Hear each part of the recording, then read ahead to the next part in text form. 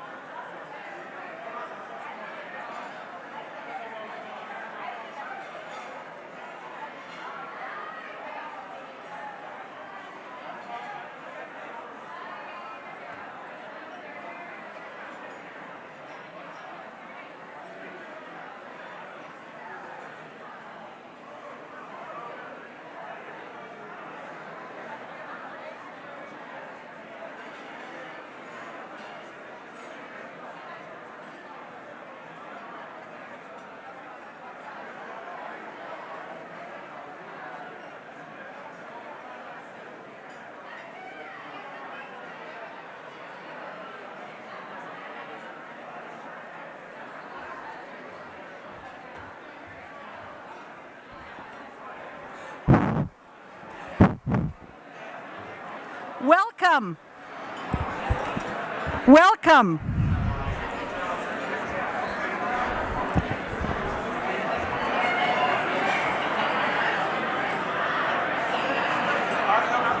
Well, everybody's talking. I can't stop them.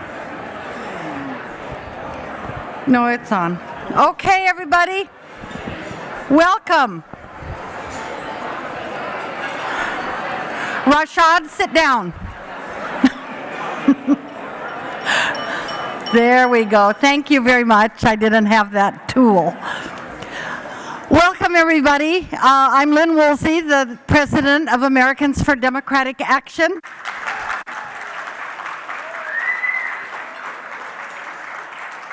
And we are delighted to have all of you here to celebrate with Americans for Democratic Action's 66th Awards Banquet. 66 years. That's a long time, and there are very few organizations that measure up to that length of time. In fact, many of us were young children when First Lady Eleanor Roosevelt, at the death of our President Franklin Roosevelt, realized that we had to protect the left flank of our country, the progressives, the liberals, and our causes.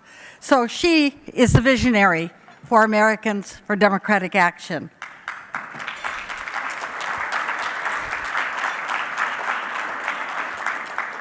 Now, many here tonight weren't born 66 years ago.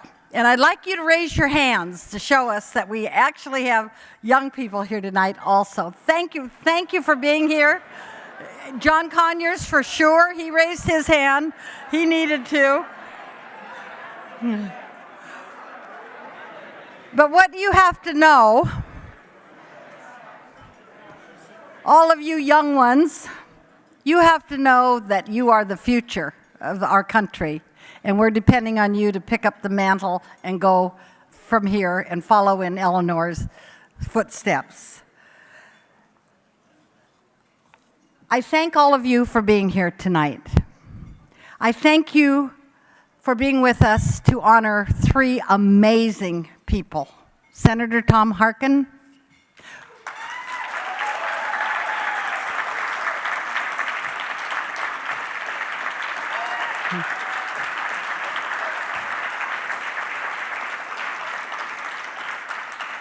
Neera Tanden,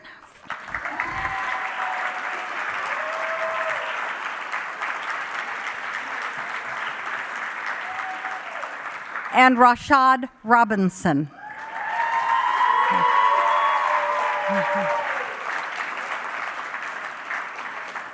So I feel like Neera is a sister. She's way ahead of most women in what she's doing in her career and what she's achieving. You are my sister, my little sister. Rashad is a hero to all of us and has done so very much. I'm not introducing them. I just want to say this. But I want to say that Tom Harkin has to know that I was part of the Tom Harkin for President gang back when.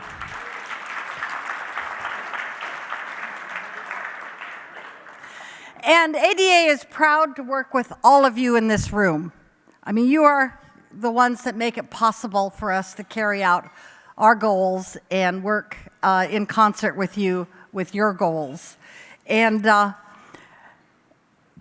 as the president of ADA, it's become very clear to me lately that we are spreading ourselves as an umbrella organization very, very thin. And that doesn't mean we don't want to do everything. It means we can't do everything we want to do, and unless there's some miracle that happens, and to get our country back on track. We want to be part of it. You're part of it. But we've decided that what we're going to do on many, many issues is join other progressive groups and work with them. We've spoken out in the last year or so and acted on tax fairness and on voter access, on health care implementation, saving Social Security and Medicare. And I, for one, have authored many op-ed pieces. One was in the Hill papers today on, sorry, Senator, but trying to get the Senate to get off their fannies and do something about the Labor Relations Board and those commissioners.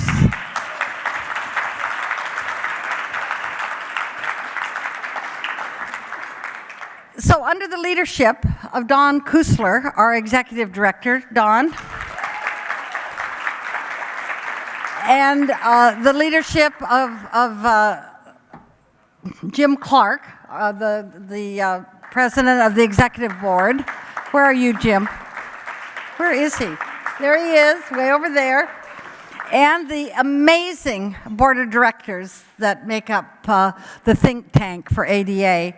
We have started working even more closely with other progressive groups. We've worked with the Progressive Democrats of America, with the Congressional Progressive Caucus, who, I was going to introduce Barbara Lee, and she just had to leave to go on Mathis' show on CNN or MSNBC or whatever it is. She's something.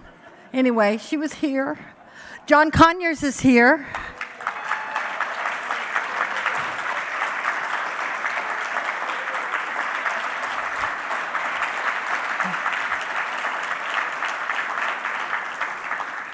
And of course, ADA works hand in hand all with labor organizations all across the country. They are the backbone in our support system, and we to them, because we all work together.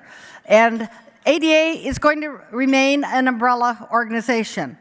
We're going to work for all the issues that ensure our country and our government is committed to the peace, justice, the civil rights and civil liberties, and that working Americans get a fair shake. That's what Eleanor Roosevelt asked the ADA and the founders to do. That was 66 years ago. I think we all know we are needed more now than ever before. So we're going to do our job. We appreciate your helping us. And we thank you for being part of this amazing effort for this country of ours, because this is a very important country, and we have so much to do and so much to be proud of. Thank you.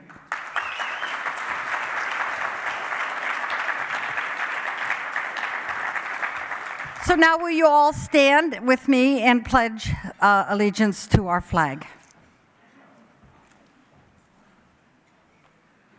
I pledge allegiance of the United States of America and to the republic for which it stands, one nation, under God, indivisible, with liberty and justice for all. Okay, let's eat. Thank you.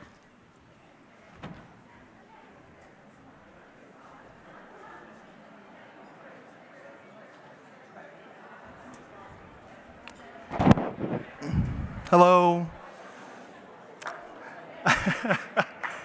I also want to introduce Sarah Farmer, who's going to lead us in the national anthem. We're feeling very patriotic today. Sarah Farmer.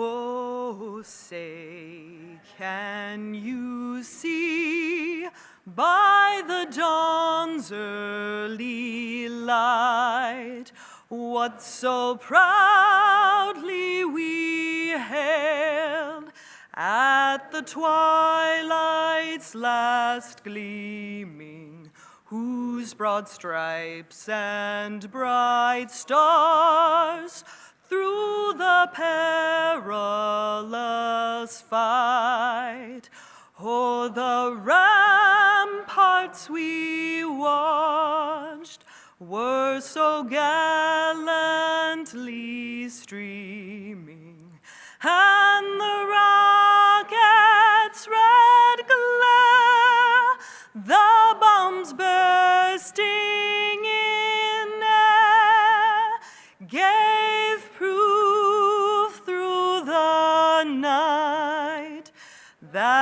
flag was still there. Oh, say does that star-spangled banner yet wave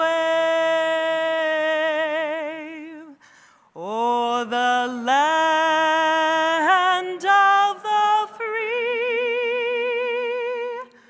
and the home of the brave.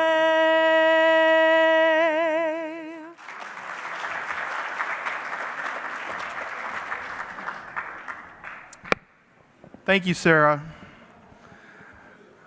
We're going to get settled in here, and we're going to start with our dinner service. But I just wanted to say a few things as we were getting started. Thank you. I'm Don Kusler. I'm Executive Director of Americans for Democratic Action. I too, thank you. I too want to welcome you tonight and want to thank all of you for your support. I particularly want to thank Lynn, our president. She thanked all of us. We should thank Lynn for her tireless leadership and advocacy on behalf of ADA, and certainly proud to have our honorees tonight.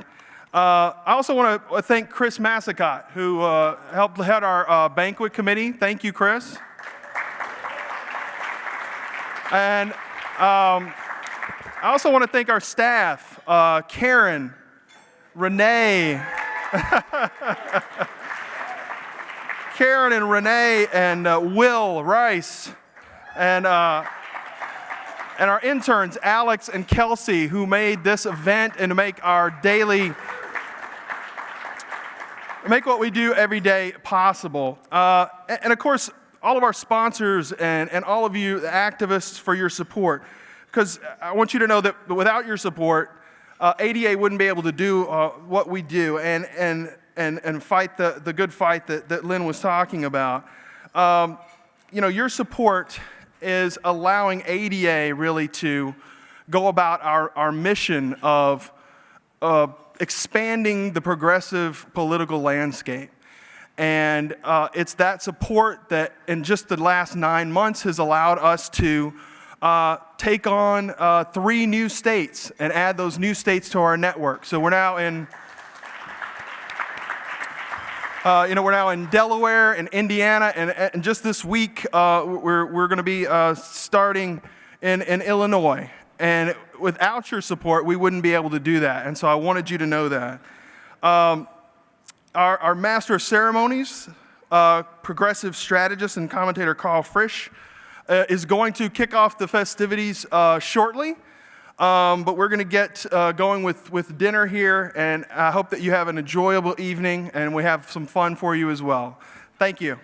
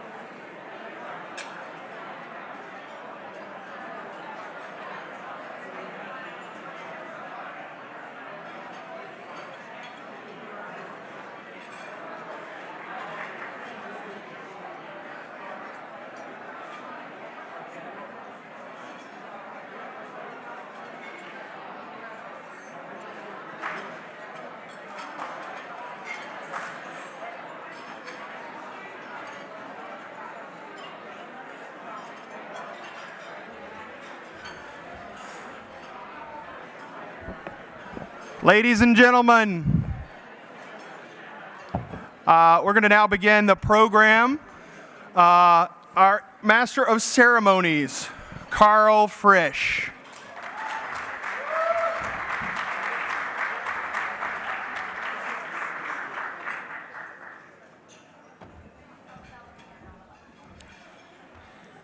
Thank you, Don. All right, stand up straight. Don't touch the podium. And then I speak for 13 hours, and Republicans will lay off uteruses for a while. Is that how it works? I stole that from Wendy Davis in Texas, just like the Republicans stole her right to filibuster. Very arcane. Thank you. Hang on a second. I have a note here. I have a message from a very influential member of Congress who could not be here this evening. Michelle Bachmann sends her regrets. She and her husband, Marcus, had hoped to be here, but with her looming retirement from Congress and today's Supreme Court decision moving the country forward on gay marriage, Michelle has been inconsolable, and Marcus has been on his knees all day. Praying. He was praying, people. Mind out of the gutter. All right. All kidding aside, tonight is going to be great. I've seen the speeches because of a friend at the NSA, and I can guarantee you that they are top quality. I have a confession. I, in a former life, was a Republican. We all experiment when we're younger. I just happen to do it with politics, and I am extremely happy to be in this room tonight and not in whatever room Republicans are in tonight.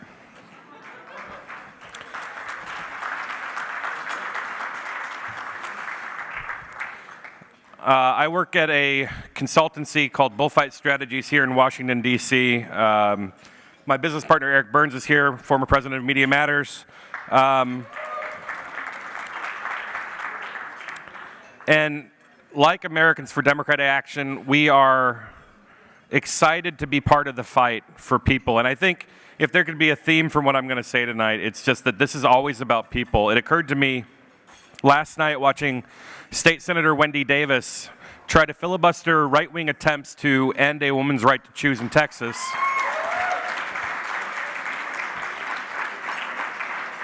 By the way, they say that everything's bigger in Texas. The pricks that run the state legislature there are the biggest pricks in America. Watching her last night be shut down by Republicans in control of the state legislature as she was sharing stories of real women who have had real experiences with their right to choose kind of set the mark for what this week has been to me. And it came on the same day that the Supreme Court gutted the Voting Rights Act. In an opinion written by Chief Justice Paula Dean, John Roberts, they essentially started walking back the civil rights movement of the 1960s.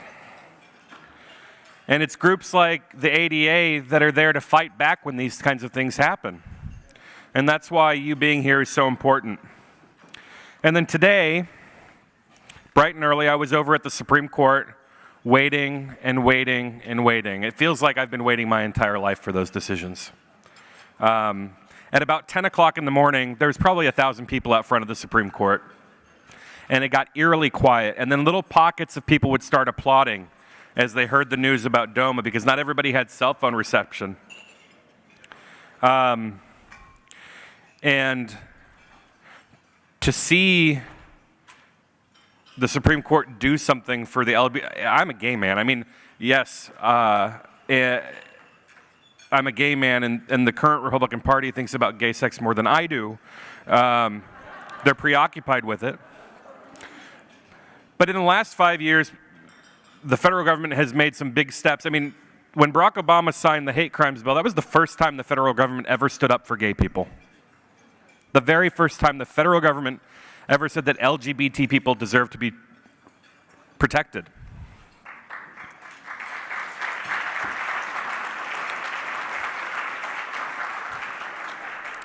Now, we had to get beat up in the process in order to use that protection, but it was protection nonetheless, and it was the very first time. And then today, in a very wide-ranging decision, the Supreme Court said that you cannot discriminate against these gay families, and that it's wrong, and that it's protected in the Constitution.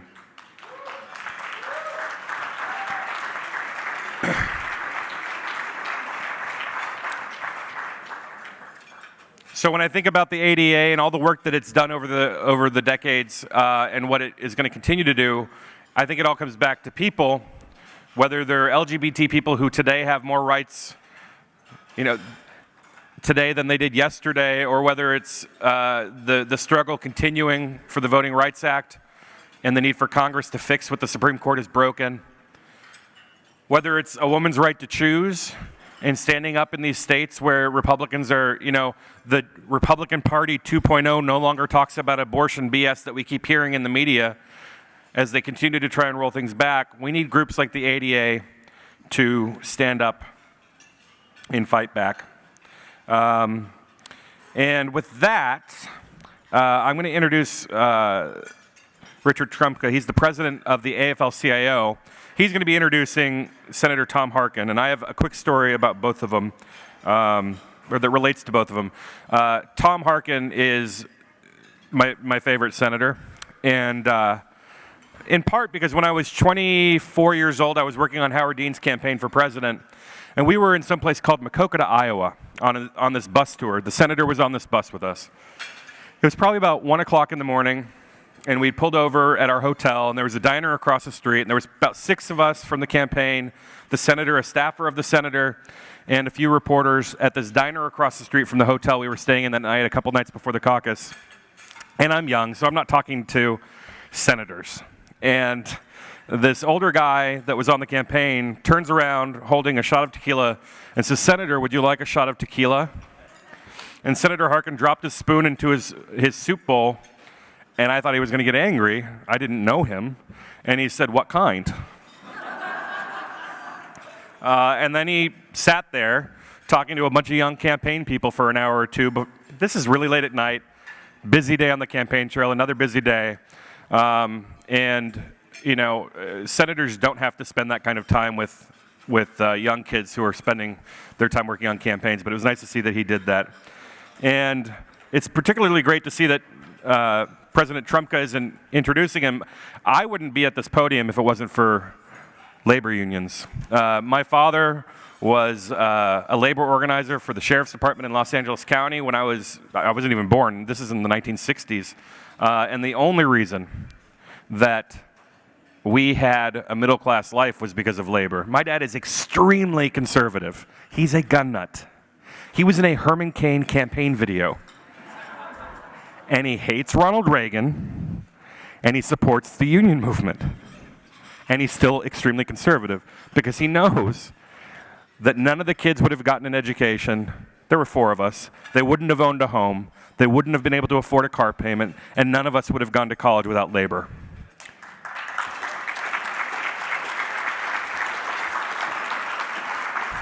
And he is so right on that and so wrong on absolutely everything else.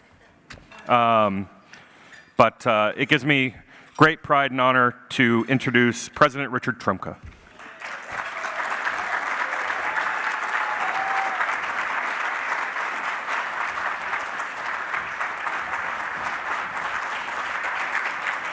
Thank you.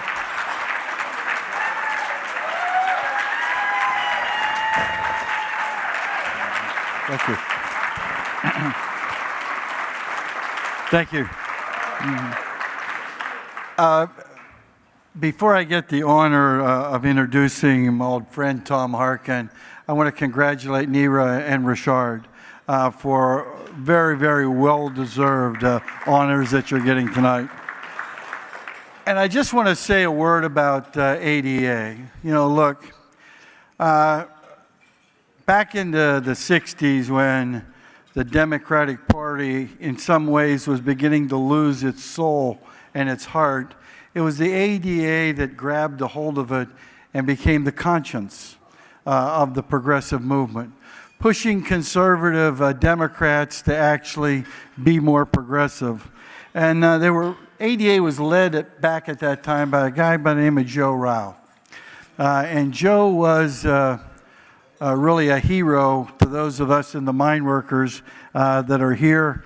We have a table of mine workers. Bill, thanks for having everybody here from the mine workers. But we were trying to democratize our union, and it was Joe Rao who stood up, not only represented us as a lawyer, and he did that free, I might add, but he also was the guiding light in the Miners for Democracy movement. And we democratized our movement and went on to have the most democratic union in the entire world in the mine workers. But it was because of Joe Rao and the ADA. And we don't forget our friends. So I want to say thanks to the ADA and let you know that, like you've supported us, we will always be there to support the ADA. And I urge all of you to do that. Now I get to introduce my old friend Tom Harkin, and I don't mean old Tom Harkin, I mean old friend as it is. Tom's an activist, Tom's an advocate, and Tom is an organizer who truly has no equal. Quite frankly, it's hard to think about a U.S. Senate, Tom, without you. I can't come to grasp with that, I really can't. Because Tom's been fighting to keep good jobs in America, and he's been fighting, working hard for working families and for everyone on the margins of society. Anybody that needed an advocate, Tom Harkin was always there to provide that advocacy and that strength. And I'm going to tell you something. If you want to understand Tom, here's all you really need to know. Tom always thinks of how national policy will affect regular working people. That's how he decides what to do. He doesn't pick the easy fights. He picks the right fights. And we know that because we'll never forget, Tom, that nobody, and I mean nobody, worked harder on the Employee Free Choice Act than you. Nobody. And we love you because you're not afraid to stick your neck out on an issue. You don't hold your finger up and decide where the polls are at. You look into your heart and you see how it affects working people, and you're always on the right side. Now, Tom has done so much for so many. It really is hard to single out the issues. But I am compelled to mention his work for Americans with disabilities, for poor people, for the disadvantaged, and for the health and safety of American workers. Senator Harkin's legacy is truly one of compassion and one of service. Brothers and sisters, that's Tom in a nutshell. He's always struggled so everyone in America, every single one of us, can have a shot at the American dream. That's what he fights for. That's what he wins for. And that's all that any of us can really ask for. So, Tom, you're as good as they get, pal. You might be leaving the Senate in 2014, but you've got a lot of work to do before you leave. And I promise you something. You will be not only in our hearts, but in our minds for all that you've done to make America better for America's working people. And let me add one other thing, Tom. We're going to work hard to elect Representative Bruce Braley as the next senator from the great state of Iowa, so he can carry on the work that you've pioneered. Brothers and sisters, please join me in welcoming a friend, a leader, a man of conviction and integrity, a prototype of what a senator should be, Senator Tom Harkin.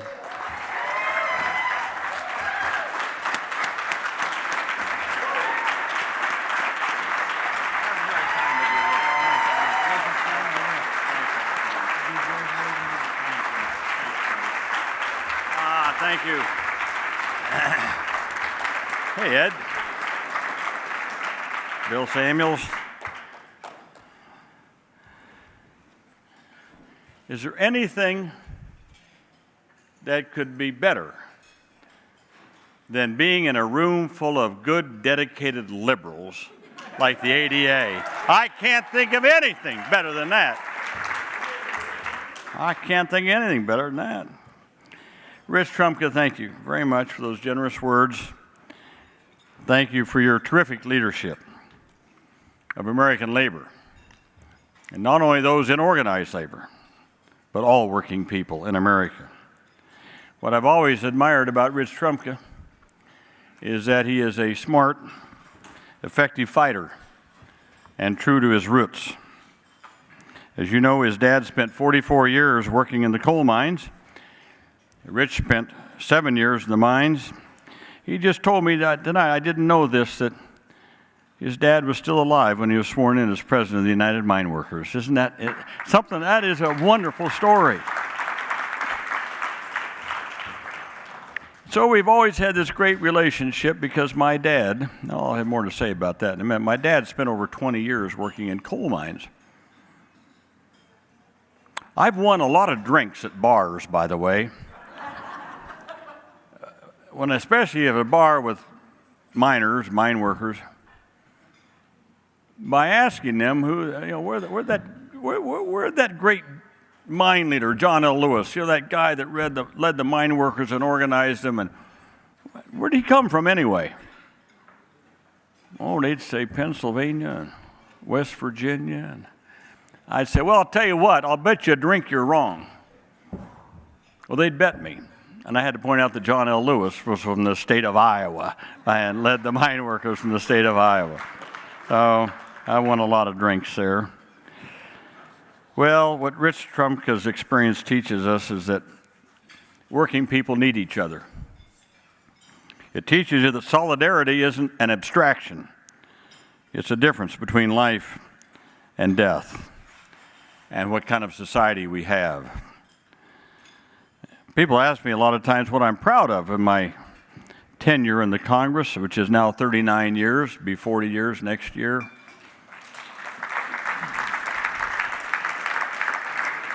A lot of people say, what are you proudest of?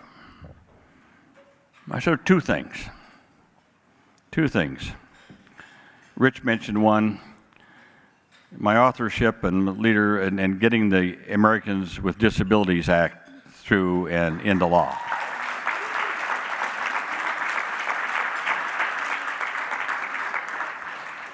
And the other one,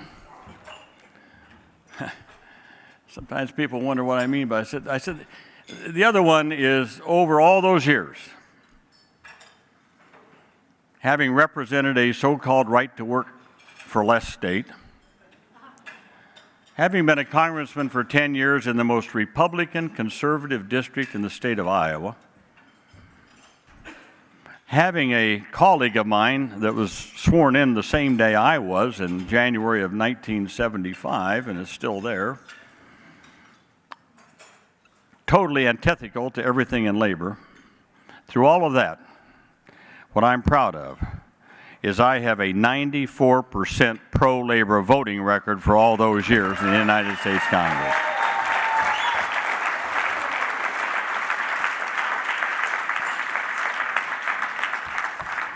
So I always tell people, I tell you, when I see these congressmen and senators running for re-election, they say, oh, I got to be a little careful, my district, you got to understand my district and my state. I can't be Bill Samuels. I can't be too close to labor.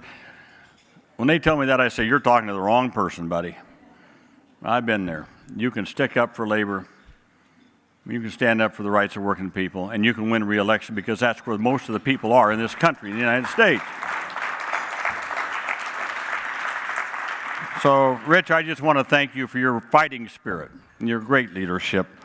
Not only, as I say, for organized labor, but really for the essence of what we are about as Americans. The right and dignity of every person to have a decent, well-paying job in the United States of America. That's what he stands for. I also want to thank the Americans for Democratic Action, not only for this award, but for the passion that you have brought to the fight for social and economic justice across nearly 7 decades. I'm proud to join with Neera Tandon, who I saw over here, the president of the Center for American Progress, Rashad Robinson here, the executive director of colorofchange.org. I'm proud to share honors with them tonight. Your MC, Karl Frisch. I don't specifically remember that night, but I'm astounded that it was tequila. Now, if you'd have said it was Jack Daniels or Templeton Rye, I would have understood that, but we always have this tradition. I'm always on that bus ride on that last day and the caucuses and everything else, and at the end of it, we break open a bottle of Templeton Rye. It's made in Iowa. It used to be illegal, now it's legal, and toast our victories. To the president of ADA, Lynn Woolsey, what a wonderful personal friend you've been to me for so long, a professional friend when you were in the House. What a wonderful, progressive individual, Lynn Woolsey. I got to tell y'all, Lynn and I have taken many trips together. Well, my wife went too. I mean, I want to make it very clear there's no scandal involved here. But we used to take a lot of trips together with the Aspen Institute. It was headed by Dick Clark first and then later by Dan Glickman.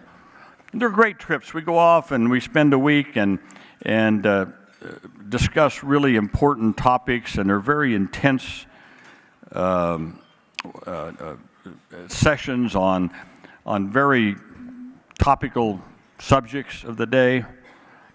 And we've been on many of them, and I just love it because they go around. They usually have a presenter, then they go around and ask Congressman Rush Holt's here. He's been on a number of them too. Rush Holt on a number of those. But I always loved it. You get into these esoteric little things about, these policies and all that kind of stuff, and we go around and we'd all try to be more erudite, that's a 50-cent word, than anybody else. And it would come to Lynn Woolsey. And I always loved it. She boiled it down to the essence of what the hell we were all talking about. And you know, it always had to do with the difference between wealth and poverty, between justice and injustice, between opportunity and inopportunity. And she always brought it down to those basics. And I always said, God, if only I could talk like Lynn Woolsey. So Lynn, thank you very, very much for all of that and for your leadership. And Don Kussler, our Executive Director of ADA, thank you. My fellow members of the Congress, Barbara Lee was here. She had to leave to go do an MSNBC show. But one of my great heroes, who was in the Congress before I came and is still there, and someone that I just always looked to, I said, what does Conyers have to say about this? I'm telling you, one of the great liberal progressive leaders always, John Conyers from Michigan. Yeah. You're a beautiful man, John, just beautiful. A beautiful human being. Thank you for everything. Thank you.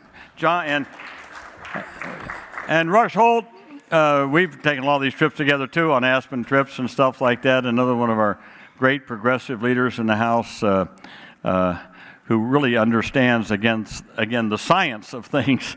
It's always nice to have someone who knows beyond the political stuff what the real science says about global change, climate change, and everything else. But Rush Holt, again, one of our great young leaders in the House of Representatives. Well, I want to say to the ADA, I appreciate all of the grassroots work you've done in my state of Iowa, organizing and getting out the vote, especially in our legislative races. And I want to say an aside here, I'm very happy to see that Howard Dean has taken his organization now and is focusing it on legislative races in the state houses. Now, what have we learned? We've learned if you don't have those state legislatures, when it comes time to redistricting, we lose. And we got to get back and take those state legislators back. So I appreciate what ADA is doing to be focusing again on that issue. And I'm grateful to ADA for your leadership in our minimum wage coalition. Now, Jane O'Grady led the charge on the previous 2 minimum wage increases under my predecessor as chairman of the Help Committee, Senator Ted Kennedy. And I'm grateful to ADA is on the front line of our current fight to raise the minimum wage. I will tell you that we just had another hearing yesterday on the minimum wage. That will probably be the end of our hearings on it. But I can tell you I am committed. People say, what do you want to accomplish before you leave? I'm retiring at the end of this session of Congress and at the end of 2014, as Rich said. What do you want to accomplish? Well, there are 2 or 3 things, but there's number 1 on my priority. We are going to increase the minimum wage for our people in this country.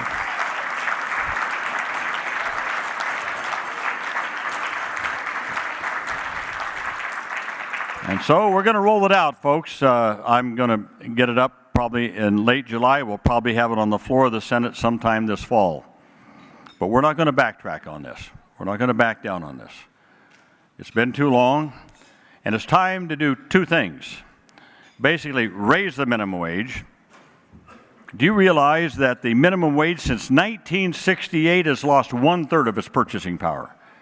If we had kept the minimum wage where it was in 1968, adjusted for inflation, the minimum wage would be 1/3 higher than it is today. So, the first thing, raise the minimum wage to $10.10 an hour. And secondly, index it to inflation so it always keeps up with the price of inflation.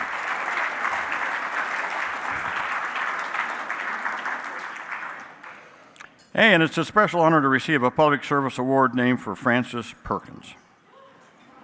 Now, folks here may know that Frances Perkins, a great Secretary of Labor, she was Secretary of Labor during all of FDR's term, 1933 to 1945. But I remember Frances Perkins for an additional reason. She gave my dad a job. 1939. Before I was born. Now you have to understand this. My father had a 6th grade education. Now this is really interesting. All my life, he always told me he went to the 8th grade. Literally, just a couple, 3 years ago, Rich, a friend of mine went online and he said, you know, you can go online and look up the 1940 census in your small town of Cumming, Iowa, and you can read all about your family. My God, I went on it, and there's my dad. My mother was an immigrant who came to this country without anything. And there was all the kids, and there was me.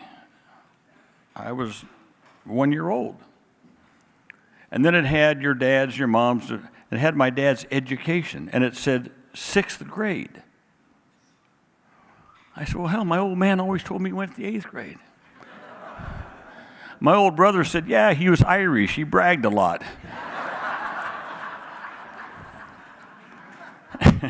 So here it is, 1939. My mother was an immigrant, married a person from her home country, Slovenia. They were coal miners in Iowa. And her first husband worked with my father, who was single, in the coal mines. My dad worked for over 20 years in the coal mines in Iowa. Well, then her husband died, and my father married her. He had 3 kids. She had 3 kids. Then my father married her, and then the Depression hit. Well, hell, all the mines closed down. We didn't have anything. We lived in a little 2-bedroom house. They had 5 kids, and me on the way, 6 kids, a little 2-bedroom house in Cumming, Iowa, population 150. Now, of course, I wasn't born yet, but I know about this. So my dad was out of work, had no income. He was 54 years old when I was born. 54. 1939. He had no place to turn to. Now, if you come over to my office, someday, and I'll show you right next to my desk, I have a couple things on the wall there. I don't have I don't have an I love me wall.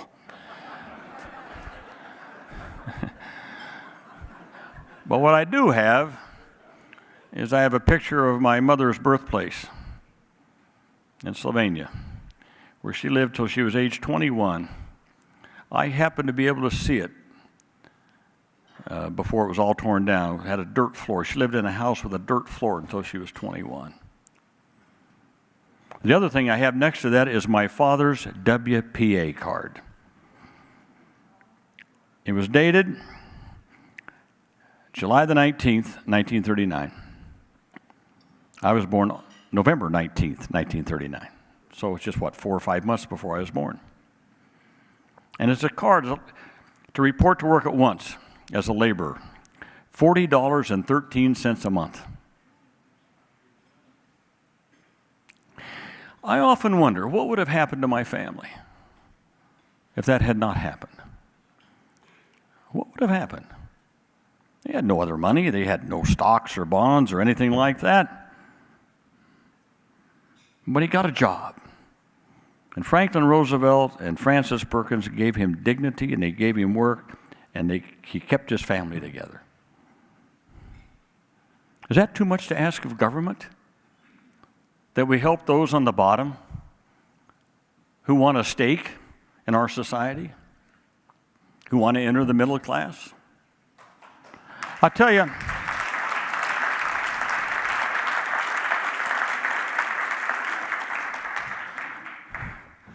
if it was good enough then, that'd be good enough. I was looking this up. You'll bear with me. And then, in that same year, Franklin Roosevelt signed the Fair Labor Standards Act, establishing a 40-hour work week, time and a half over 40 hours, and established a minimum wage for the first time. So I went back and I got some information here. A House member, Representative Dewey Short, Republican of Missouri, he said about the minimum wage bill, quote, "This bill will squeeze the little businessman out of existence, encourage and foster monopoly, increase the cost of living to the consumer, and make it impossible for the farmers to employ labor while destroying much of the domestic market for his products." Sound familiar? But listen to what Franklin Roosevelt said in a fireside chat. Here's what Roosevelt, it was a fireside chat. He said, and I quote, "Do not let any calamity howling executive with an income of $1,000 a day who has been turning his employees over to the government relief rolls in order to preserve his company's undistributed reserves tell you that a wage of $11 a week is going to have a disastrous effect on all American industry."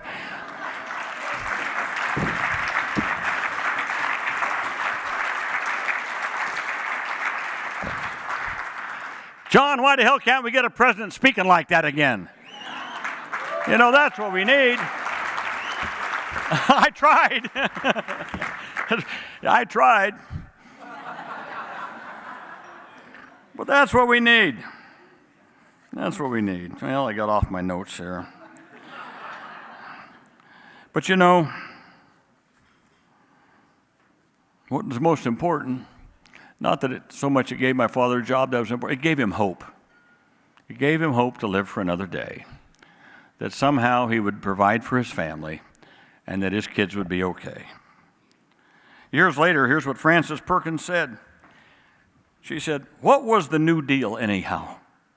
Was it a political plot? Was it a revolution? To both those questions, the answer is no. The New Deal was something quite different. It was basically an attitude that found voice in expressions like, the people are what matters to the government." What could be better than that?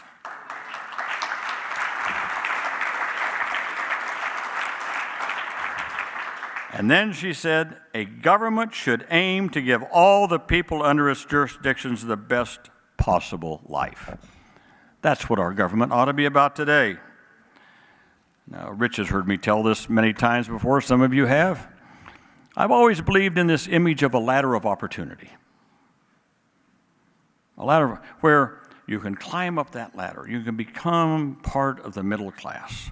You can have a decent life. You can have a good job, decent pay, nice vacations, be able to have a nice home and a family, and to retire in dignity. To retire in dignity with a good pension. Now, most people don't ask for more than that. They just want to have a decent, good life for themselves and their families. That ladder of opportunity.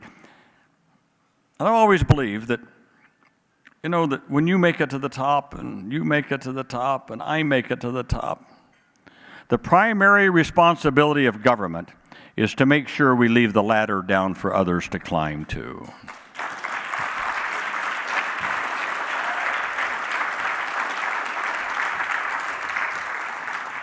Oh, hell, a lot of these Republicans and these conservatives, they say, yeah, they'll say this, make it to the top, get up the top, but then they want to use the government so that you can pull the ladder up behind you.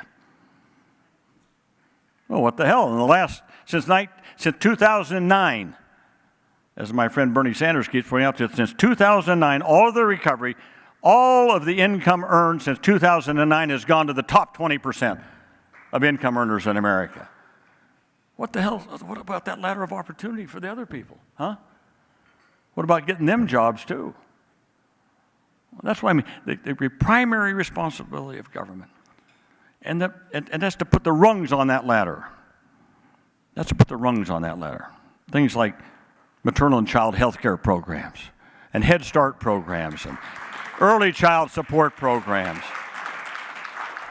good education, good teachers, the best schools, and affordable college for those that want to go to college.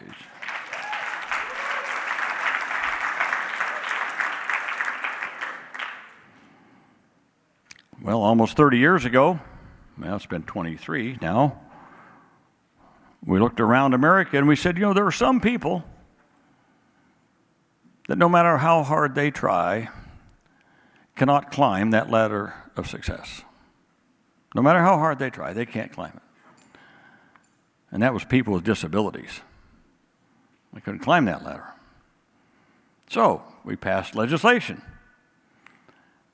And we built a ramp of opportunity for people with disabilities called the Americans with Disabilities Act. I've always pointed out there's not one nickel, not one dime in the Americans with Disabilities Act given to a person with a disability. Not one dime. But what we did is we broke down the barriers, put in those ramps, made transportation accessible, put in those curb cuts, make businesses have people hire people with support services in industry and businesses so that they too could be part of the middle class in America.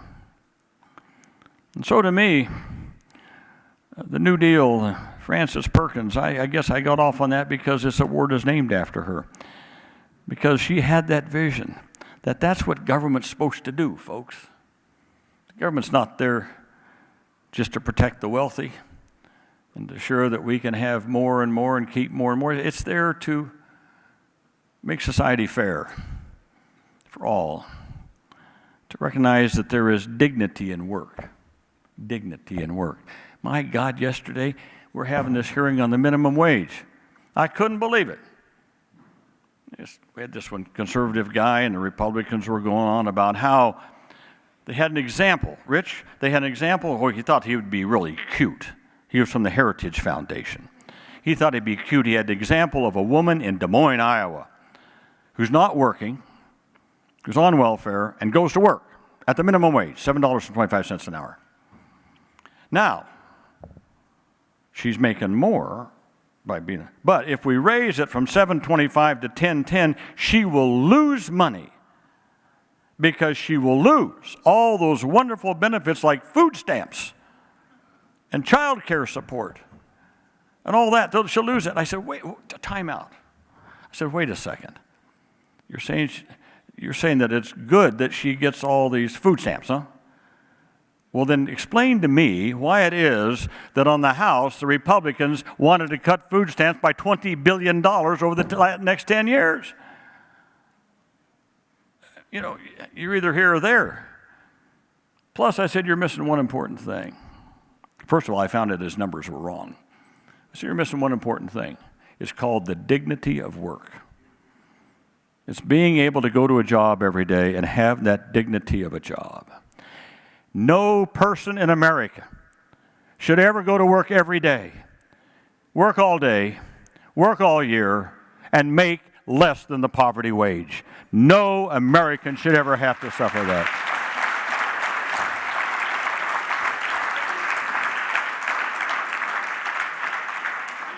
So that's why I feel so strongly about increasing that minimum wage. You know, but let me just kind of close on this. Everybody's talking about all the scandals in Washington. There's a scandal all the time, I guess, in Washington about this scandal and that scandal. But I think the real scandal that the press is missing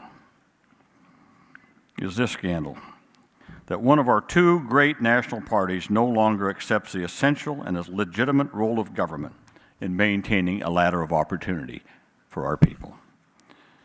In the midst of the worst unemployment crisis since the Great Depression, with millions of Americans falling out of the middle class, one of our two parties is not only blocking an increase in the minimum wage, it's demanding deep, destructive, draconian cuts to the whole range of policies that undergird the middle class in our country.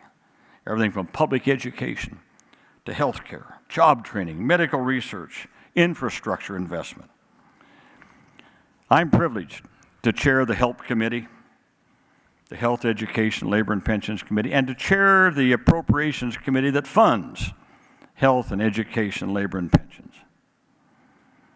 That wonderful Democrat, that wonderful friend of mine who passed on last year, Dan Inouye. Dan Inouye chaired the Appropriations Committee for Defense for years, either he or Ted Stevens.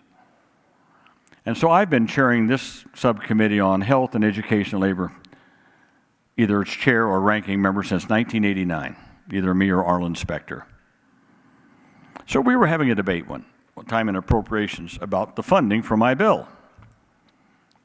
And Inouye made a very profound statement. He said, I chair the committee that defends America. My friend, Senator Harkin, chairs the committee that defines America.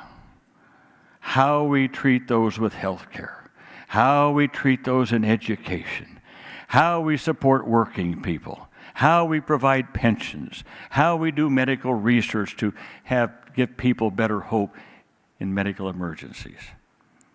I've always thought about that, how we define America. Well, I want America defined.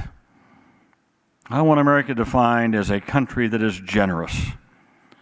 Generous in its attitude, Francis Perkins' attitude. In its attitude towards those who have just come to our country. I tell you, we got this immigration bill on the floor. It's good. It's better than what we got. But I made a statement the other day. I said, for someone who comes here from Guatemala or Honduras or El Salvador or Nicaragua or Mexico, and they come across the border, and they've risked their lives, they've had to do terrible things to get here, they cross the border illegally, okay, there's a law against that. They come here, they don't come here to steal or rob or anything. They've only come here to work.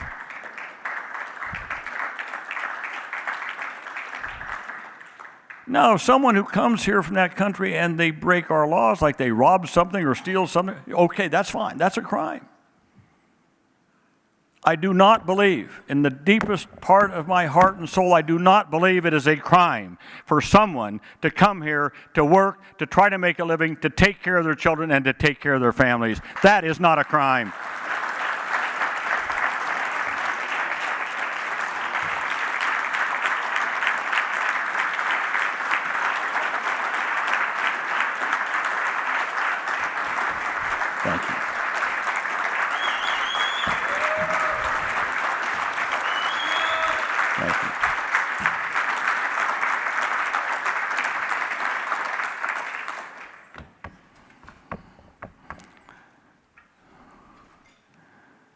I'll close on this.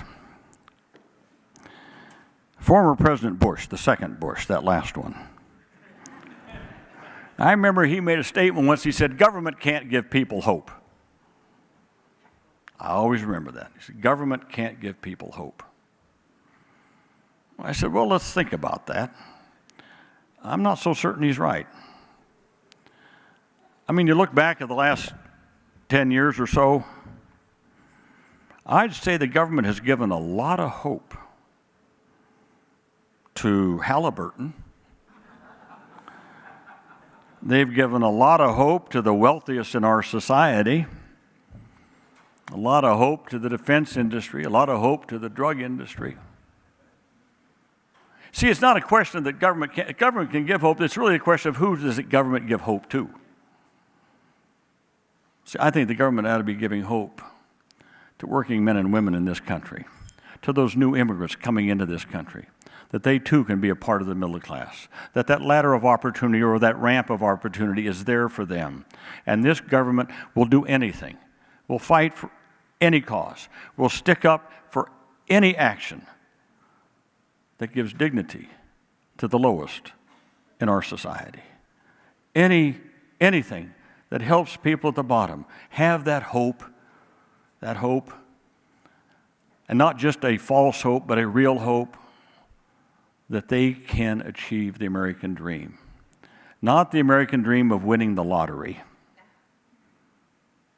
but the American dream that if you work hard and you take care of your family and you're part of your community and you give back to our country in one way or another,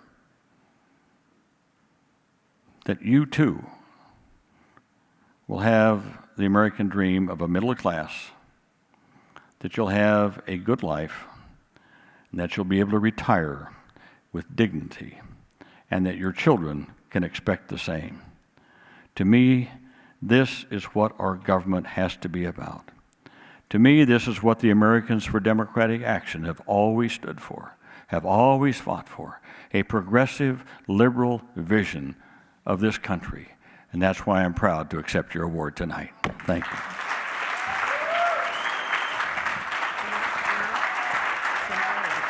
Actually, give me the award. I gotta get the award.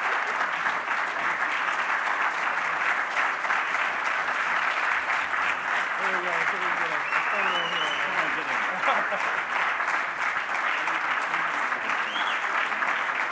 Thank you all very much.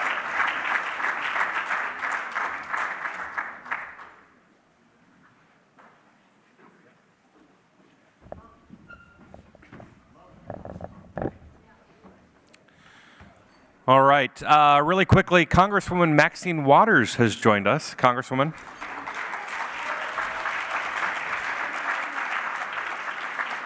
And if you're watching at home, they are streaming this live on YouTube. So if you're watching at home, please go to adaction.org and make a contribution tonight. Another note. All right. What's this one say? We have another message from an important person who couldn't be here. All right.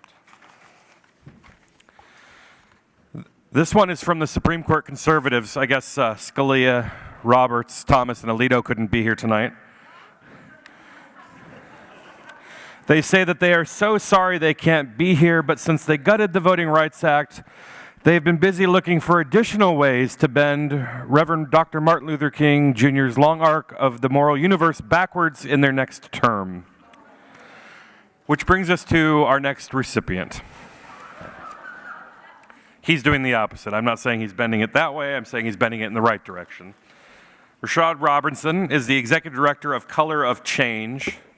I first got to know Rashad when he was at GLAAD, the Gay and Lesbian Alliance Against Defamation, and to see what he's done with his life over the last decade is to see somebody really grow into themselves. Over the last decade, he's mobilized communities across the country to create more inclusive cultural and political institutions. And at Color of Change, the nation's largest online civil rights organization, he has been at the forefront of issues ranging from fighting for justice for Trayvon Martin, we've been watching that case all day today, to battling attempts to suppress the African American vote, all while utilizing the power of storytelling and the media to amplify the voices of over 800,000 Black Americans and their allies that make up Color of Change's membership. He is receiving tonight an award named for Baynard Rushton. And I can't, the timing of this, Baynard Rushton organized the March on Washington. And yesterday, the Supreme Court blew a hole right through the Voting Rights Act. Baynard Rushton was also a gay man who organized the March on Washington 40 some odd years ago. And I was talking to Rashad before things got going today, and this kind of parallel universe that we're all sitting in as progressives today is a lot to comprehend. And that was the life that Baynard Rushton lived. He was a gay man a long time before it was okay to be a gay man. He was a gay man of color as well, helping to lead the civil rights movement. And he was not only a civil rights leader, he was also, and this is where Republicans who like to talk about Dr. King and our civil rights leaders go a little haywire. They always talk civil rights and forget about the economic justice message. He was also an economic justice leader. He embodied change and had a unique ability to recognize opportunity and turn that opportunity into meaningful action. We honor his legacy by honoring other citizens of change, and tonight we're honoring Rashad Robinson from Color of Change.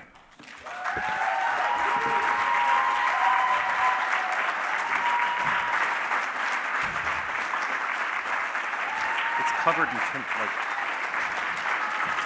there you go.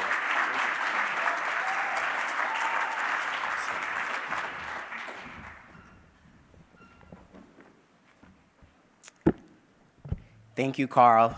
And thank you, ADA, Congressman Willie, Don. And thank you not just for your decades of work to make our democracy and our economy work and reflect our greatest dreams and hopes, but for the current efforts to fight to ensure that the wealthiest Americans pay their fair share and that we get a healthcare system that is worthy of the communities that we care about. We at Color of Change stand shoulder to shoulder with you in your efforts. And it's why I'm honored to be here with you tonight. Senator Harkin, Nira, to my friends and family in the room, to personal heroes like Congresswoman Waters and Congressman Conyers, thank you. It's also incredibly humbling to receive this award named for Baynard Rushton, a pioneer unafraid to advance new ideas and architect new strategies and new approaches our movement needed in order to succeed. And along the way, he ruffled some feathers in the unapologetic way that he moved through the world. My presence here tonight, my visibility, is possible because of Baynard Rushton. His work, his sacrifices, and the generous way that he shared his brilliance. You know, in 1986, I went into the voting booth with my grandfather and watched him vote. To this day, it remains one of the most influential moments of my life, not just because he put me on his shoulders and let me pull the lever, or the feeling that something exciting and new was happening, but also because years after my grandfather died, I found out that he couldn't read or write. Born to sharecroppers in Virginia and never receiving a formal education, Grandpa Charlie loved the Mets, grandparents' day at my elementary school, and participating in his community through his neighborhood civic association and by voting. Grandpa Charlie didn't live to see me become this first descendant to graduate from college or go on to lead a national civil rights organization that works to fight the type of injustice that kept him from an education so long ago. I hope he would be proud looking at me now. I hope he'd be proud because every day it's his story, his belief that his voice mattered, and his dreams for my future that inspire me to work harder, fight smarter, and dream bigger. Because for me, Grandpa Charlie's participation was about the fulfillment of this country's promise, a promise that so many of us in this room continue to fight to make real. The promise to be heard, to be visible, to be counted, to express our will for a better future, and to do so among all people, privileged or vulnerable, majority or minority, in favor or out of favor with those in power. Every day at Color of Change, we hear the voices and stories of those that want to be heard. Through raising the voices and stories of our membership of over 850,000 Black folks and their allies of every race, we work to make our government and corporations more accountable, and in the process, make our democracy fairer, more open, and more just. We channel that fight back spirit you see coming from all oppressed groups, fighting to open up opportunities and to protect the opportunities we've already earned and won. And this means fighting passionately every day, but also strategically over the long haul, to identify and neutralize threats to our freedoms, to live openly and fulfilling, prosperous lives. For well over a year, Color of Change and our allies have drilled down to expose ALEC, the American Legislative Exchange Council, publicly and in the press. ALEC, a network of right-wing and insiders forces who consistently and directly attacked our freedom to vote, to walk safely on our own streets, and to access the education we needed. We went after ALEC's pipeline of power, corporate funding, and forced corporations to choose which side they were on. You know, in 2012, corporations would tell us, you know, we give to a little on the left and we give on the right. And we would say, thank you, but there are not two sides to Black people voting in this upcoming election. We led a movement that shut this system down of right-wing influence and deep harm. 50 corporations have ended their financial support from ALEC. ALEC is moving out of their swanky offices. They've ended the task force dealing with voter suppression, and pulling this off actually increased our effective fight-back spirit, building even greater momentum for civic participation in our community. You know, this work is important, not just because at Color of Change we want to win victories for Black folks. It's because we believe in a simple and fundamental truth. When oppressed people win, they win for everyone. The legislative, legal, and cultural victories of the civil rights movement, immigrant rights, feminist, and gay rights movements don't just open up opportunities for oppressed groups leading those movements, they empower all of us. Victories for women's rights just don't open up opportunities for little girls to have bigger dreams, but give permission to little boys to be their best selves too. And the civil rights frame of the civil rights movement has proved essential decades later, just today, as we've saw victories for the marriage equality movement. For all of us at Color of Change, that is what this is really about. Fighting the fights that open up opportunities for everyone, that make our country work for all of us. ALEC presented us that opportunity, we recognized it, and we seized it. I do want to talk a little bit about what happened yesterday. The United States Supreme Court attacked a signature achievement of the civil rights movement in Shelby v. Holder. It's part of a coordinated attempt, and we should make no mistake about that, a coordinated right-wing attempt to make it harder for Black people and other people of color, women and young people to vote. And they're doing this because our participation has been steadily rising over the last 2 decades, influencing elections for real and scaring the right wing and the control they feel entitled to wield. For decades, the Voting Rights Act has protected pockets of voters in countries all around the country, or in parts all around the country. 1,500 voting laws aimed at making it harder for us to vote. Just this past election, it allowed the Justice Department to block attempts by politicians in Texas, South Carolina, and Florida. This is why Color of Change is joining the movement for the constitutional amendment for the freedom to vote, which will settle this question for good. You know, decades after Bayard Rustin laid down one of the smartest, most effective strategies for achieving progress that we've ever seen, we are back debating whether, how, when, and where Black people can vote. This is unacceptable. Yesterday, we launched freetovote.org, along with partners like the Advancement Project, Move On, and Credo, and are advancing a long-term movement for the freedom to vote. Along the way, we're going to leverage this energy. We're up to a couple of 100,000 already of our members to support state-level efforts over a wide range of voter expansion policies, like early voting, universal registration. However, without the freedom to vote at the federal level and the national consciousness that it provides, Each state will continue to set its own electoral rules, continuing to lead to confusing and sometimes contradictory policies on everything from polling hours, registration requirements, voting equipment, expelling voting rights, and even ballot design. The results will continue to be a separate and unequal system. At Color of Change, I'm lucky to work with a talented and committed staff, an incredible board, our members who continue to lead and challenge us to think bigger and be true to our biggest aspirations. We take pride in the legacy of struggle, but our members want, demand, and deserve a civil rights movement that is uniquely 21st century, just as focused on the reality of corporate power as government power, fast enough to stay ahead of the ever-changing media landscape and able to leverage new technology to neutralize our opponents and their threats to our freedoms. It's our members' voices and the memory of my grandfather that continue to keep me inspired, even in the face of setbacks. So for me and for so many of our members, we're still sitting on our grandpa's shoulders, still pulling those levers, and just as inspired and hopeful about what we can all still do together. Thank you very much, ADA, for this award.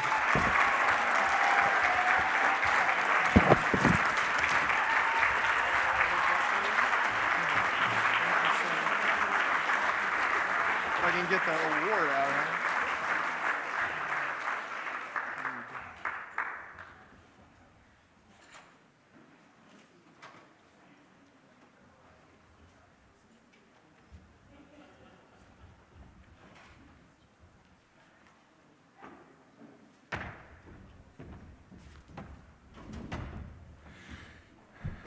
If you've not seen the documentary Brother Outsider about Bayard Rustin, another one.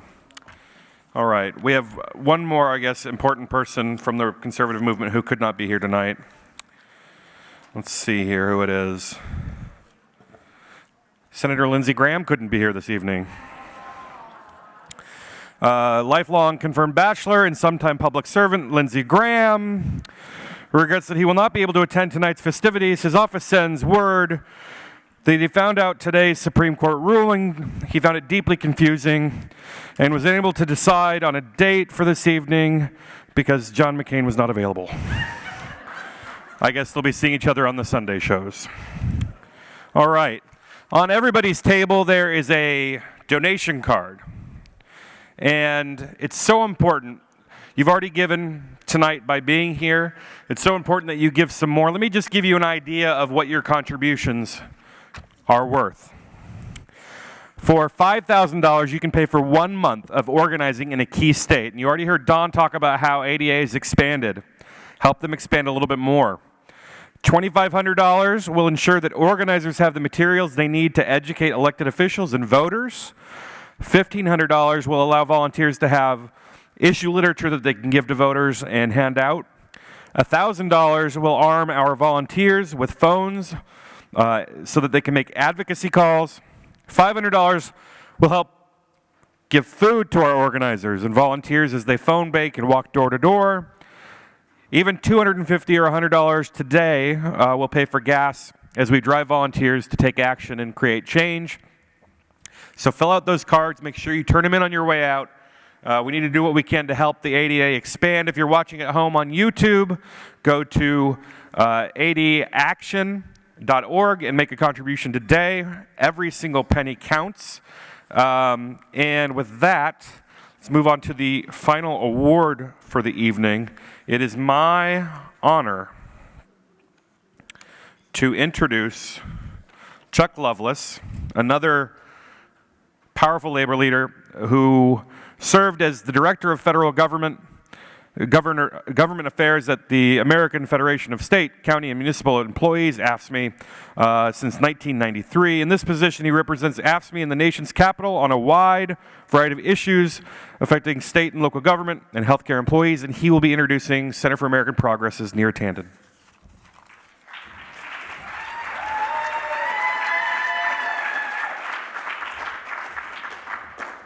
All right, last but certainly not least, and that's our dear friend Neera Tanden. It's really an honor for me to be able to introduce her.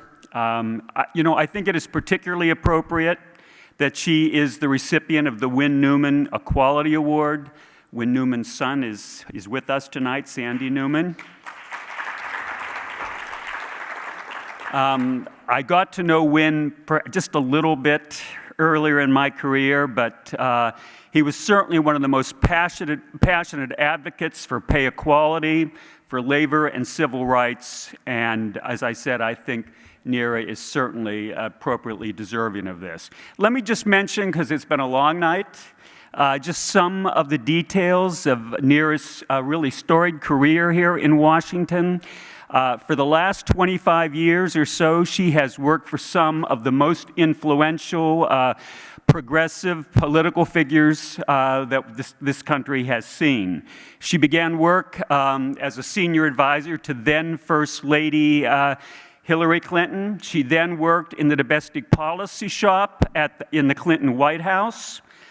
She worked on Hillary Clinton's successful Senate campaign, and then she was legislative director for Senator Clinton. She developed such a close and personal relationship with then Senator Clinton that when Hillary announced her campaign for president, she became policy director for the campaign. And what is kind of remarkable is once Hillary Clinton stepped down, and we all remember how divisive and really bitter the presidential primary was, Barack Obama recognized her considerable talents, and she then became policy director domestic policy director for the Barack Obama campaign. After the 2008 election, she joined the Office of Healthcare Reform within the Department of Health and Human Services, where she played a key role in shaping the president's policies on healthcare reform. We all know that Neera currently serves as president for the Center for American Progress, CAP, and I think it's fair to say that she has helped build CAP into one of the most influential progressive organizations and think tanks in Washington, D.C. But she's not afraid. She's viewed as an ally of the White House. CAP is viewed as an ally of the White House. But she's not afraid to take an independent view. And just recently, and I think this is particularly significant, CAP just issued a paper in which they have called into question Washington's singular focus on deficit reduction. It's time to break out of that mold and let's start creating jobs.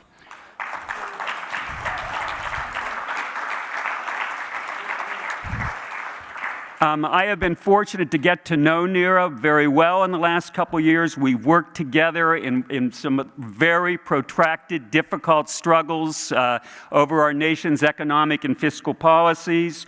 We worked together to establish Americans for Tax Fairness, which has been promoting progressive revenue policies. Neera and I co-chair that group. But let me just say, if I was to reduce what I could say about Neera to maybe one or two sentences, she believes passionately in the role of government, how it needs to be there, as Tom Harkin talked about, to improve people's lives. She grew up poor in a family that was on welfare and had food stamps, Section 8 housing. She has never forgotten and will never forget where she came from. But you know, Bill Samuel, Mary, and I were talking about Neera right before you got here, Neera. Actually, believe me, we all talk about you all the time. Okay, and I would say that we all know she's become quite a Washington celebrity in her own right. Manhattan one day raising money, then Beverly Hills, then San Francisco. I can't keep up. But in addition to her personhood as a celebrity, I found out that she has a considerable online social media existence as well. She has legions of followers and many close personal virtual friendships on Twitter. And just taking a look at this, people that have commented on her Twitter account, the likes of Bill Clinton, David Plouffe, Bette Midler. I'm impressed by that one, Bette Midler. I love Bette Midler, okay? And occasionally she gets into cybernetic tiffs with people like Sarah Palin and Rush Limbaugh. You did one too, okay? Was that after you had a couple glasses of wine when you were on there? Would you tell us? No? You're not going to tell us that. No, Now, are you impressed that I accessed your Twitter account? Huh? Are you? Trust me, I didn't, okay? Trust me. I've never been on Twitter in my life, and I'm determined to stay that way. Now, I'm going to let you in a little secret about Neera, which is something that I just found out. She is a very accomplished dancer, and she harbors fantasies about competing on Dancing with the Stars. Now, unfortunately for you, Neera, and for us, every time that the program is going to be taped, there's a fiscal crisis of some time in Washington, so it just hasn't worked out for her. But what I think is truly interesting about this dancing phenomenon, and she certainly is, I think this is really intriguing. I hear that Neera uses dancing to relieve stress at work, in the office. Let me just say, you must have danced one heck of a lot during all the ups and downs with the Affordable Care Act. And when the public option, which we all worked so passionately on, when that was tanked, you must have been a veritable whirling dervish. I can tell my jokes are not doing any much better than our MC. They were all written by the same person, just for your record. So Neera, we salute you for your smarts, your indelible work ethic, your expertise on domestic policy issues, and your strong vision of economic and social justice. You are a work in progress, and who knows where your extraordinary career is going to take you. It's my honor to introduce Neera Tanden.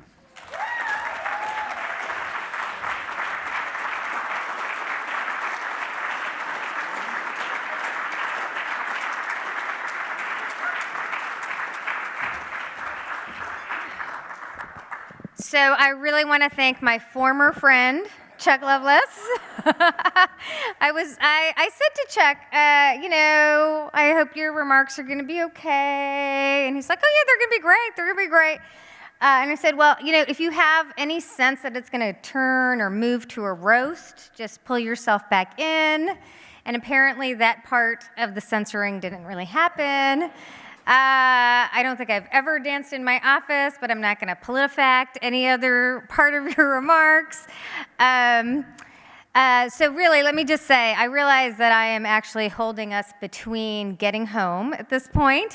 So I'll just spend a few minutes, and I really want to just say on so many levels how grateful I am for this amazing award, and really grateful I am to be in a room with so many amazing leaders who've blazed a path for all of us, including myself. It's a thrill to be here with Senator Harkin, whose work over the many decades has really made this whole country so much better off, and his entire career has been about ensuring that there's opportunity for all Americans.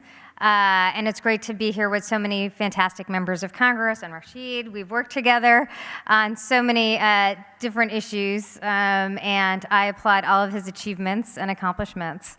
I will say I'm just personally honored to receive the Win Newman Award. I didn't know him personally, but I have studied and learned about his work on behalf of social justice and equal pay, and in really ensuring that that moment of opportunity is open for all Americans. And I feel honored to have the friendship of Sandy Newman. Sandy and I first met in the 90s when we were conspiring to help kids with after school. And he was very successful. We had big expansions of after school back then, and he has always, we've shared a commitment to ensuring that all of our children are get treated equally and get that hand up that they need. And his career has been something that I've been honored to work with him on many issues, on the whole range of issues that are central to the progressive cause. So thank you. So this has been quite a week. Right? I mean, it's like progress every year or every time that we live in. There's often, one step back. Voting Rights Act decision yesterday was definitely a significant step back. But we have had some steps forward. Yesterday, the president's speech on climate, was an important step forward. Today, yes, put it up. Today's landmark ruling on DOMA is an incredible step forward. And what we hope will be tomorrow's Senate vote on immigration will be another step in which the circle of opportunity is widened for Americans and for people who just really want to be Americans. And so I hope that we also take some measure of pride, because it is the work of people in this room, the leaders in this room, the legislative leaders, the activists, that have helped create the ground for this kind of progressive change. And it is really the work of ADA, Lynn Woolsey, her work in the past and her work now, to help ensure that all of these victories, these progressive victories, happen. And so I hope we take some measure of pride in that. And I think, for me, I think there are really two issues that are so intertwined. And in some ways, our country is moving forward in one direction and moving back in another. In some ways, we seem to be making real progress on issues around social justice, DOMA, immigration. These are issues in which we are redefining what America is, who Americans are, and how we are ensuring opportunity for all Americans. But I think, something that I am concerned about and increasingly concerned about is the other side of what being a liberal, being a progressive is about, which is economic opportunity. Obviously, Senator Harkin talked about this with great eloquence. But at the end of the day, we do live in a country that is expanding opportunities in some ways, but is increasingly unfair and unequal. The truth is that in 2010, 93% of the income gains went to the top 1%. We're absolutely right that 90% went to the top 20%, but the 93%, huge amount, went to the top 1%. That is just not American. That is not the country our founders fought for, and it's not the country that progressives have fought for decades. And so I think for us at the Center for American Progress, we really look at this set of challenges as central ones. We recently released a paper on the fiscal debate that really was about moving away from austerity and moving towards a fight around investments and jobs and growth and defending the role of government. And I think these fights are so important. People lose sight, when we talk about sequester and we talk about the budget, people lose sight. They think of these statistics, but they lose sight of the people who are at the bottom of these statistics, the people who make up these statistics. And people often ask me, why did I get involved in politics? Why did I get involved in these issues? And I think it's because, the truth is, and Chuck mentioned this, but the truth is I was a statistic, I was a kid who, for a million reasons, should have ended up with a different life than I have today. But it was because of a number of decisions that government made that I have the life I have today. When I was 5, I grew up in Bedford, Massachusetts, which is a middle-class town, in Massachusetts. It's just a half an hour from Boston. When I was 5, my parents got divorced. My mother, had gone to college, but she'd never worked a day in her life. My father left. We didn't know where he was. And so at that one moment, my mother faced a choice. In 1975, I am dating myself. I am under 60. But in 1975, she faced a choice of whether she should stay here in the United States and really have to go on welfare, or go back to India. And she had some, she was middle income in India. She had good, her parents were relatively wealthy. But she knew that the life her children would have in India would be very limited because no one got divorced. There was incredible stigma. So she chose to stay in Massachusetts, stay in Bedford, and go on welfare. And because of a particular government program at that time in Massachusetts had just passed this law that if you built apartments in middle-class towns, because they wanted to create access and mixed income housing, if you built apartments in middle-class town and had a set-aside for low-income people, you could get your permits faster. So just as an accident of history, my mother, who was forced to leave the house I was born in, was able to move into a relatively small, but still an apartment in Bedford, Massachusetts that had fantastic schools 30 years ago, unionized teachers, fantastic schools 30 years ago, 35 years ago, and have fantastic schools today. And she wasn't forced to move to a low-income part of Massachusetts. She was able to stay there because of a variety of decisions that government bureaucrats made. And those people didn't make those decisions in a vacuum. They made it because progressives, liberals, fought to make this country a place where it doesn't matter what your accident of birth is. And it's because of those decisions that I was able to go to a good school. My mother was able to be on welfare. A couple of years later, she got a job as a travel agent. And then a few years later, she got a job at a defense contractor, and just doing contracts administration. And by the time I was 11, she was able to buy her own home in Bedford, Massachusetts. And I tell that story because, I think that we all have to remember that as we fight, as we work and try to give voice to the voiceless, as we sit around and talk about, what we should be doing for education or doing on food stamps. I mean, the fact that we're debating a $20 billion cut to food stamps, I think obviously people lose sight of what this means. People think that we're helping somebody. We're not helping somebody. We're making our country stronger because we're making sure that everybody has a chance.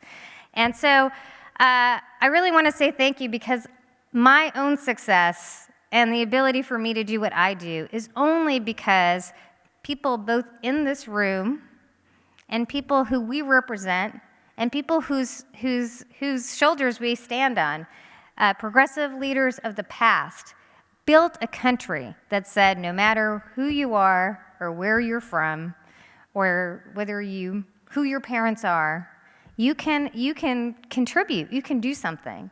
And that's what makes America, America. That's what makes this country great. And whenever we're fighting with our conservatives, we are really fighting. This has been a 200-year battle, a 100-year battle about who this country is, who the government fights for, because it's always fighting for someone. Either it's fighting for the middle class, people want to get into the middle class, or it's fighting for that 1%. And, to me, I think we're always fighting about what the country is, what America represents. And I am proud to be here with so many people who've dedicated their lives to making this country a fairer, more just place for me and for my children and all of our children's children. Thank you very much. If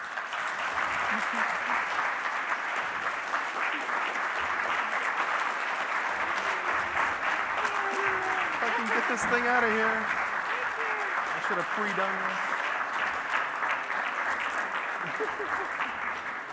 All right.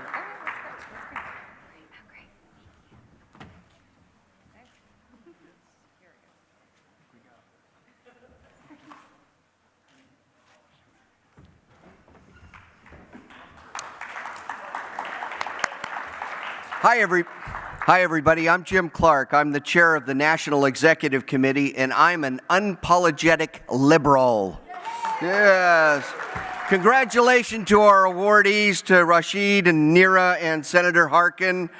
Also to have Congresswoman Waters here, Congressman Conyers, and Russ Holt, our ADA PAC endorsed candidate for the U.S. Senate race in New Jersey. Thank you very much for being here. I was selected to be the closing act here because I'm from Los Angeles and I came the farthest distance for this event. But then I found out that Lynn Woolsey is actually about 80 miles further from D.C. than I am. So, but we're here, we're the California contingent.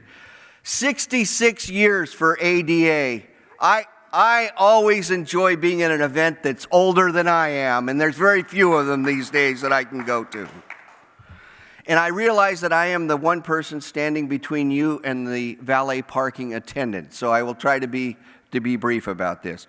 But looking out at this group here, I know that there are several of you in this group that knew and even met our founding members, Eleanor Roosevelt, Hubert Humphrey, John Kenneth Galbraith, Walter Reuther. How many of those of you out there actually, yeah, there you are. That's our legacy there. Thank you very much. And while we appreciate the efforts that they did to promote the issues of civil rights and health care, Medicare, minimum wage, the environment, those things are in the past for a lot of the efforts that they did. But we have new champions today. Those are the ADA field workers who are working right now in Iowa to make sure that Bruce Braley becomes the next senator, and in Indiana and Delaware and other states. And so if you believe in ADA, what we've done for the past 66 years, then we need you to support us now to continue that legacy. Pledge cards are on those tables. I haven't seen people picking them up, but I want you to pick them up now, and I want you to fill them out, because we're going to have volunteers at the door on the way out, and they're going to be looking for something from you. And don't leave them there empty-handed. It's not important how much you give, but it is important to know that you do give, and that you continue the work and the ADA legacy. And I'm pleased to say that John and Amy Isaacs, our former national director, have pledged $500 already to this. So thank you very, very much.